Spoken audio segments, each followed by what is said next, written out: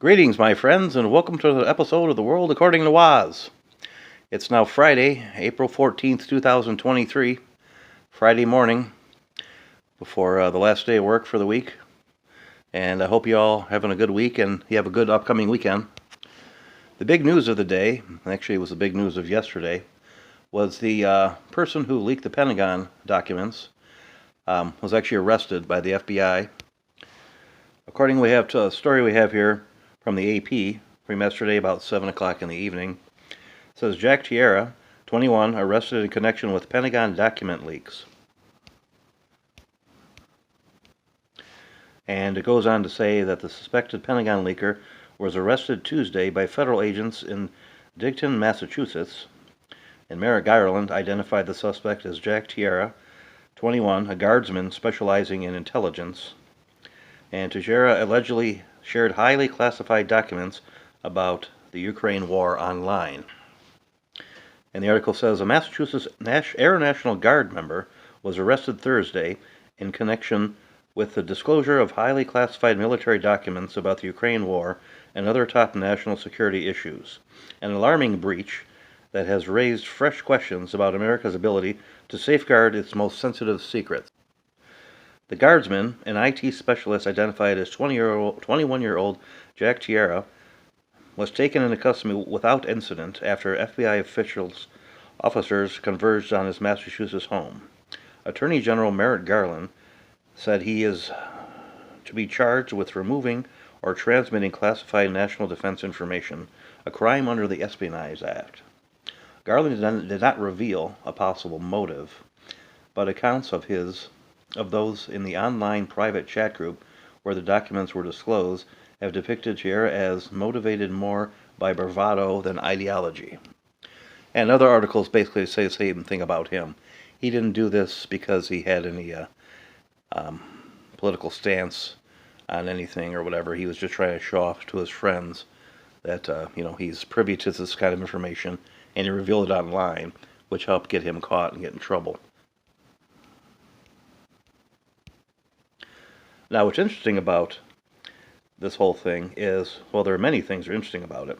One thing that really troubles me about this, and the article talks about the Republican in charge of, let's see here, where the heck was it? It says, hours after the arrest, Rep. Mike Turner, the Republican chairman of the House Intelligence Committee, issued a statement pledging to examine why this happened, why it went unnoticed for weeks, and how to prevent future leaks. Now, this is a Republican, the chairman of the House Intelligence Committee, and he is more concerned with the fact that this information was made public than he is about what this information reveals about the government's, what it's doing behind our back. And these documents show many things, but one thing that really comes to your attention right away when you see it is how our government is lying to us about the war in Ukraine. Now, one major thing that they lied to us about in Ukraine was that Ukraine, of course, is winning the war. We keep hearing about this. So Ukraine is winning the war. Russia is getting crushed. It's only a matter of time before victory, in this war. And these documents reveal that the opposite is true. Apparently, Ukraine is losing the war. And not only that, they've been claiming that Russians have had about 200,000 soldiers killed in this war. Now, that was a lie. According to these documents, it's about 17,000 as opposed to 200,000. And the documents also reveal that Ukraine has lost about 70,000 lives in the conflict so far. So Ukraine has actually lost 4 times as many soldiers as Russia has. And one thing that should get everybody's attention about these document leaks is they reveal that we have U.S. troops on the ground in Ukraine fighting this war. These documents reveal that we have U.S. Special Forces in Ukraine on the ground fighting with Ukraine against Russia. We are involved in a war with Russia, my friends.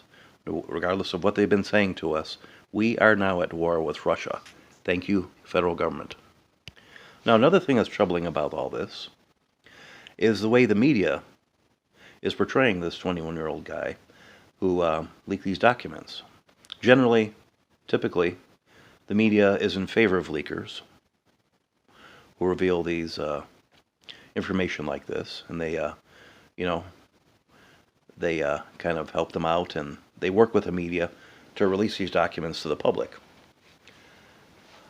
But in this particular case, the New York Times and the Washington Post actually helped the FBI hunt this guy down and find him. And this is, to my knowledge, unprecedented. The media is actually working with the government against you and I now to hunt down whistleblowers if it goes against the government's narrative. And of course, the government is in favor of this war. The deep state is behind it. They're always pro-war. The deep state, the establishment, they're all pro-war.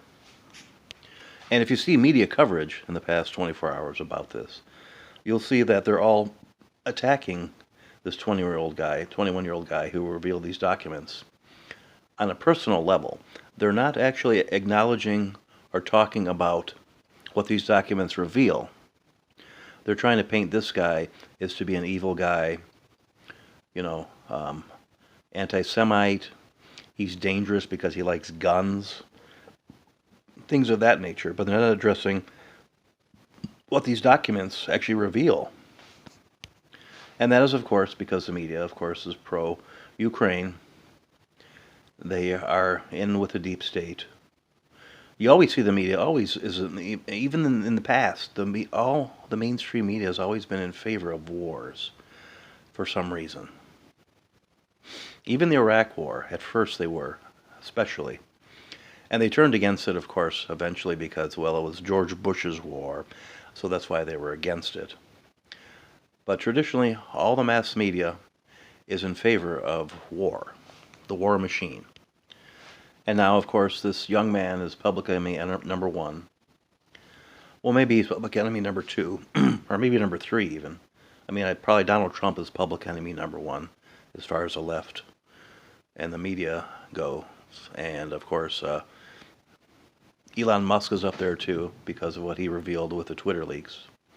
And now this guy with these Pentagon leaks is, maybe you could say, public enemy number three. And, of course, we see a pattern here. They hate all three of these guys because all three of these guys are against the deep state, and they reveal secrets about the deep state and the establishment that the establishment and the deep state wants to keep hidden from you. So there you have it, my friends. It's going to be a short podcast today, but I just wanted to talk about these Pentagon leaks. And if you take away anything from this, keep in mind, we are now at war with Russia. Regardless of what they say, we have troops in the ground fighting against Russia in Ukraine. These bastards have lied us into war yet again. And I'll end it there, my friends. I hope you have a good weekend, and I'll talk to you later.